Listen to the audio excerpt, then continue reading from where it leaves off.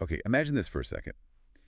You're maybe a bit broke. You've got a phone with a cracked screen, maybe only a couple gigs of data left, but you have an idea about flipping betting bonuses those freebie sites give out into actual cash systematically. Welcome to our deep dive into the, well, let's call it the underworld of bonus hunters. These are, digital hustlers in a way. They sign up to betting platforms, grab the free bets, exploit certain loopholes, and walk away with small sums. Maybe just for daily expenses, maybe even enough to help with rent. Yeah, it's a fascinating space. And what's really striking is how these folks aren't really gamblers in the traditional sense. They're not betting on a hunch or their favorite team. They're more like tacticians, almost like quantitative analysts looking for tiny mathematical edges. Their whole game is about risk-free arbitrage, which basically means betting on all the outcomes so you guarantee a small profit no matter what happens in the game. It's all math, speed, and honestly, a lot of patience. Right, not about the thrill of the win, but the Mhm. certainty of it, however small. So they're tacticians, not gamblers. Let's break that down, though. How does it actually work? I mean, most sports books offer these tempting sign-up bonuses, right? Like, deposit 10, get 30 free. Exactly. Those are the hooks. But as you probably know, there are always strings attached. Sneaky strings. Okay, like what kind of strings? Well, you've got wagering requirements, meaning you can't just withdraw the bonus cash. You have to bet it, sometimes multiple times over, and odds restrictions, too. They might say you can only use the bonus on bets with certain minimum odds, which makes it harder to guarantee a win. Time limits as well. Ah, okay, so that's where the strategy comes in. What's in their toolkit then? Right. Their arsenal is pretty specific. Think spreadsheets, sometimes multiple SIM cards for creating new accounts. VPNs are crucial too. Virtual private networks to hide their location.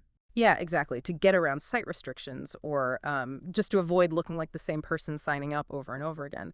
The key thing, they have accounts with lots of different betting platforms. Okay, so multiple accounts. Yeah. How does that let them guarantee that profit you mentioned? Like, walk me through a simple example. Sure. So having accounts on multiple sites lets them do something quite clever. Let's say there's a tennis match. Player A versus player B. They might use a free bet bonus from site 1 to bet on player A. Then they go to site 2 and use another bonus, or maybe their own deposited cash, to bet on player B. Since one of them has to win on bingo, they've covered both outcomes. The profit might only be, say, $2, maybe 5, but it's guaranteed. Ah, I see. So it's about covering all possibilities using different platforms, money, or offers. It's low margin then. Very low margin, yeah. It's a volume game. All They right. essentially become these mini financial engineers, Yeah. using arbitrage principles in this really unexpected context. They get good at spotting the right kind of markets too, often things like tennis or even table tennis, lower volatility, fewer big upsets. Predictable. Predictable. It sounds meticulous. Hmm. There must be a certain mindset behind this. Is it just about the money or something else? Some might call it petty, maybe. It's often framed as survival or resourcefulness. They learn fast, split the stakes carefully, withdraw winnings quickly before the accounts get flagged because, and this is important, they get banned. A lot. It's a constant cat and mouse game with the betting platforms. They get banned, so they just start again. Pretty much. Yeah. A new email address is free, right?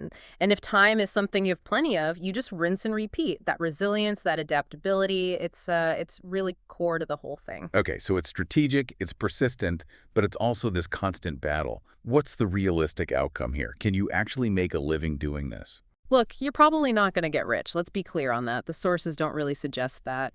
But can you stack, $20 here, $15 there, enough to make a difference, maybe cover bills or survive the month? Yeah, absolutely. It's not really betting, as we said. It's maybe not even hustling in the usual sense. It's system exploitation, digital resourcefulness. It really does sound like a kind of modern-day scavenging almost. Digital street smarts played out inside betting apps. Exactly. And maybe the final thought is this. In a world where luck is constantly being sold to you, one click at a time, these individuals are sort of figuring out how to, well, systematically reclaim a little bit of edge, one free bet at a time.